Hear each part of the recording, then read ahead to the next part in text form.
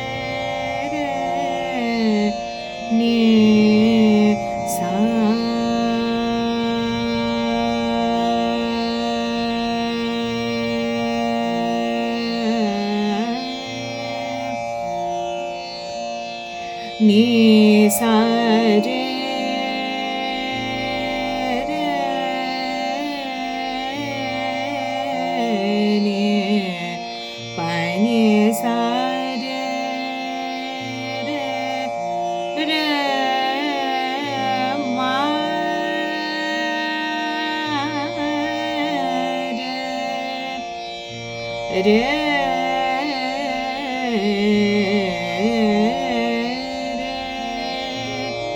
नि सा रे मा रे सा नि प नि सा रे नि प नि सा रे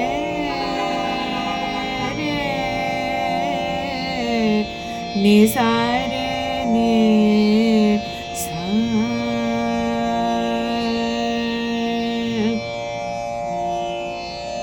रे मा रे मा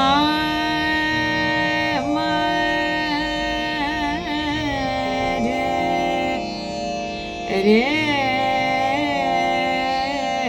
नि सा रे नि प नि सा रे नि सा नि सा रे नि प रे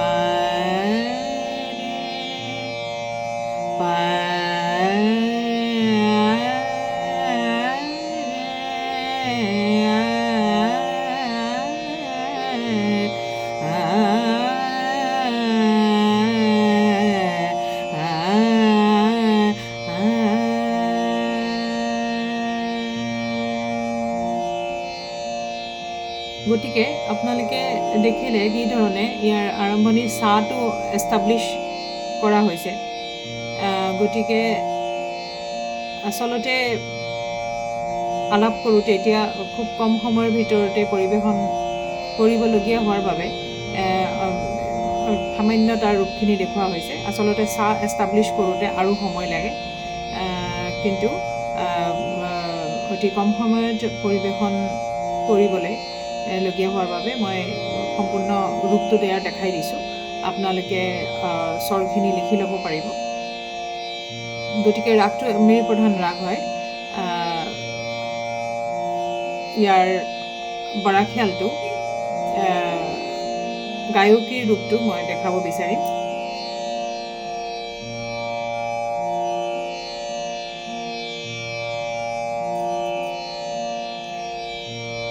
बदरा घेरा घेरा আতসম। গতিকে মুখৰাটো আমি কি ধৰণে লৈছোঁ?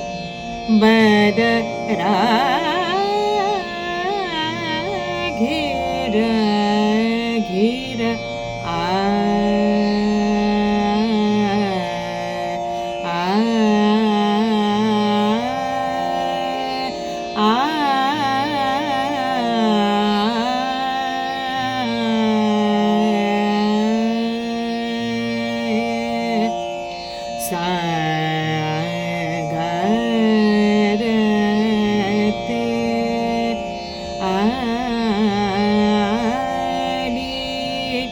जला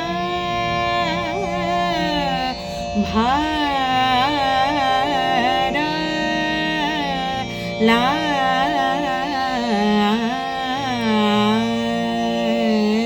बदरा घेरा घेरा। গতিকে বন্দিশটো একতালত আছে। ইয়াত গায়কীৰ ৰূপত পৰিৱেশন কৰিছোঁ। ঘৰানেদাৰ বন্দিশ হয় যিহেতু, গতিকে ঘৰানা পদ্ধতিত যেতিয়া আমি পৰিৱেশন কৰিম ইয়াক সুন্দৰ ৰূপত ফুটাই তুলিবলৈ চেষ্টা কৰিম। ইয়াৰ এস্থেটিক্সৰ কথা আহে। গতিকে আমি চিধা চিধি নাগাই এই ধৰণে আমি গায়কীৰ ৰূপত গাবলৈ চেষ্টা কৰিম। আৰু লগতে আমি যিহেতু মই নিজেও গুৰুৰ ওচৰত শিকিছিলোঁ ঘৰানা পদ্ধতিত, আমাক নোটেশ্যন দি ধৰক প্ৰত্যেক মাত্ৰাতে শিকোৱা নহয়, কিন্তু আমি যিহেতু বিশাৰত নিপুণ কৰোঁ তেতিয়া আমি শিকিছিলোঁ। কিন্তু গায়কী যেতিয়া ঘৰানা পদ্ধতিত আমি শিকিবলৈ যাওঁ তেতিয়া এই ধৰণে শিকোৱা নহয়। বন্দিশটো গুৰু মুখৰ পৰা এই ধৰণেই আমি শিকিছিলোঁ আৰু নোটেশ্যনটো নিজেই স্বৰলিপিখিনি নিজেই উলিয়াবলৈ চেষ্টা কৰিছিলোঁ আৰু সেই ধৰণেই আমি শিকিব চেষ্টা কৰিছিলোঁ গায়কীটো। যিহেতু গায়কীত প্ৰত্যেকটো নোটেশ্যন উঠাই দিয়া সম্ভৱ নহয়, গতিকে গায়কী আচলতে গুৰু মুখৰ পৰা ডাইৰেক্টলি শুনি শিকাহে উচিত আৰু প্ৰয়োজন অনুসৰি নিজেও নোটেশ্যন বা স্বৰলিপি আৰু কৰি ল'ব পাৰি গতিকে সেই ধৰণে আমি শিকিছিলোঁ এতিয়া মোৰ দ্বিতীয় খণ্ডত মই বন্দিশটো ভালকৈ গাই দিম আস্থাই অন্তৰা গাই ইয়াৰ কি ধৰণে আমি ইয়াৰ ৰূপটো ফুটাই তুলিব পাৰিম ইয়াৰ দ্বিতীয় খণ্ডত ভালদৰে মেঘমল্হাৰৰ দ্বিতীয় খণ্ডত আপোনালোকে দেখিবলৈ পাব ধন্যবাদ